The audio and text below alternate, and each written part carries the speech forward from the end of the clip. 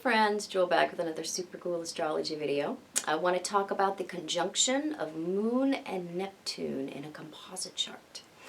So, composite charts or Davidson relationship charts, same thing. My composite videos apply to both. They are midpoint charts where they find where you blend, where you guys meet in the middle.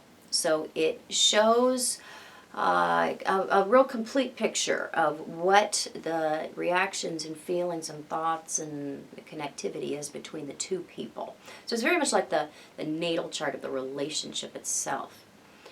So the moon is the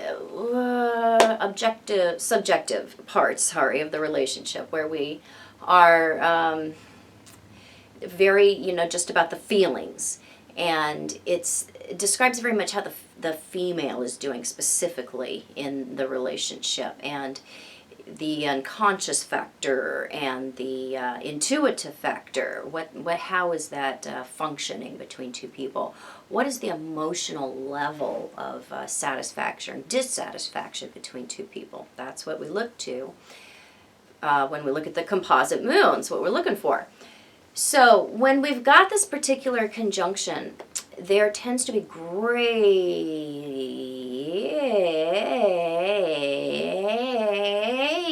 amounts of romance and tolerance and understanding and a deep, deep, deep sense of spiritual connection.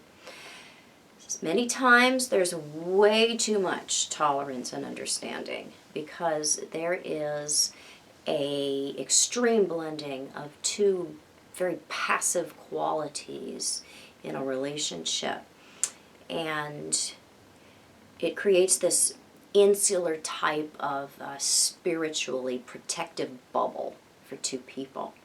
So there's just this incredible feeling of being spiritually connected and an intuitive connection where we can feel each other even when we are not together. So we have to be careful to try to see clearly outside of the feelings that we have going on when we have this in a composite chart, because the soulmate connection or the feeling of wholeness that we experience as a result of this conjunction is such that it's creating this feeling that it actually mirrors very much the feeling that you get when you recognize the self, the true self, when there's a self-realization that goes on.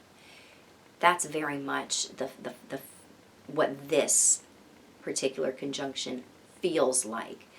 So it's just like people report, I've never felt this before, or, this is the most incredible bond I've ever had. This is the most incredible feeling of wholeness I've ever had when I'm with this person.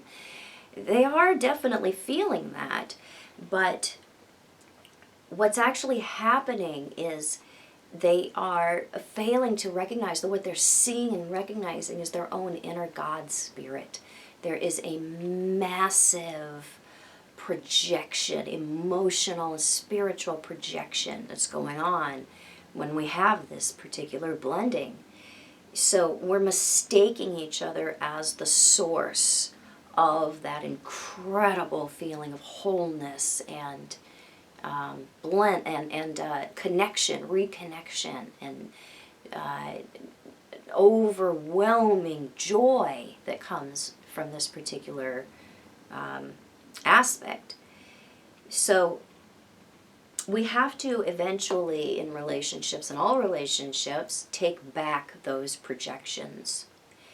And it's when we start doing that, that's when the fog of Neptune dissipates and we see what we really have before us.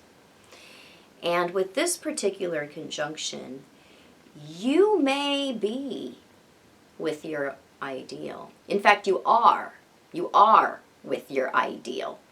But it it's either the ideal that you are going to project and then take back and then walk away because you see the relationship as a failure, because it's a disappointment, because you end up being with somebody that is not as you thought they were.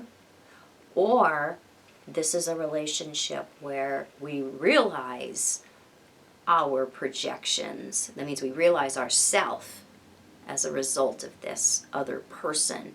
We take that back. We recognize the source within ourself. And then we have this wonderful feeling of wholeness as a result of the relationship, not wholeness from the relationship. Because Neptune is always a potentially weakening factor between two people. It really, really depends on how you use it or abuse it, how it ends up working out for you. I always say that we have to make Neptune real. And that means we have to dispel the fog and the illusions that come with Neptune. And so this is a wonderful connection that can last if we use it to reconnect to ourself, which is really what it's for. So you're blending in a way that also encourages you to want it all, because you see in the other the potential for everything, the potential for complete complete satisfaction, because they are representing what you thought you would never actually be able to really find in this life. And it's like, wow, God has sent you to me. And so there is this inexplicable bond that people report, I've never experienced this kind of feeling before. And you feel so close that you do feel like you've merged with God. And you have, but you've merged with the God in you. So if you can understand that and not assume the other is perfect, this may last. If you think the delight is coming from the other and you continue to expect that, this is not going to be something that is going to turn out to be what you thought it was. Sometimes with Neptune also, because Neptune is a very spiritual planet, it has a Platonic side to it. So there are many composite charts that have this conjunction where the relationship is never actually consummated, or it is kept in a container of, where it's sort of above the animalistic tendencies that come with mating, or the human act of, sexual contact. They can see that as, sullying or dirtying to the relationship itself. So there are some composite charts that have this, where it is showing that there's this high feeling of spiritual connection that it's almost like we become monkish with each other. And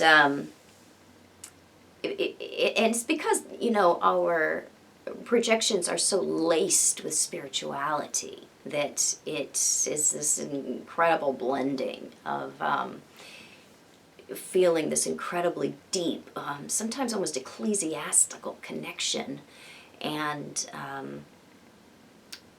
having it sort of, causing us to rise above the base instincts that we feel as humans.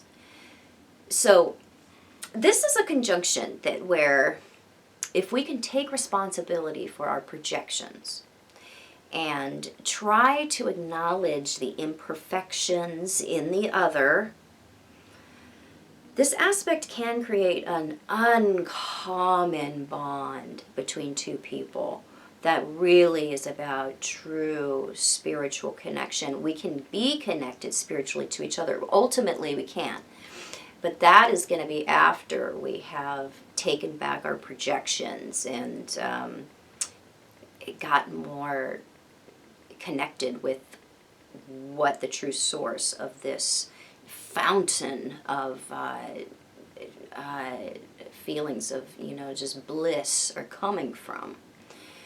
If we can get really real about that, then we can have two people, enjoying a very, very close, intuitive spiritual bond that can be lasting.